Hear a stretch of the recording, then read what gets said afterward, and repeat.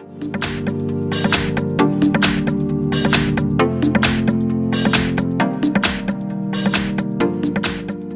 have MICROMAX Canvas 6 and let me show you how to enable unknown sources on the following device.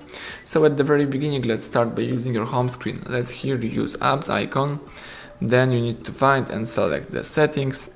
From list of settings, you need to find and choose security. It's under personal tab. That's it. So here you need to scroll down and here you should find unknown sources. Let's enable the unknown sources by using that switcher. Read the information and warning right here, tab OK, and you just allow installation of apps from unknown sources, so everything went well. Thank you for watching, please subscribe our channel, leave thumbs up under the video.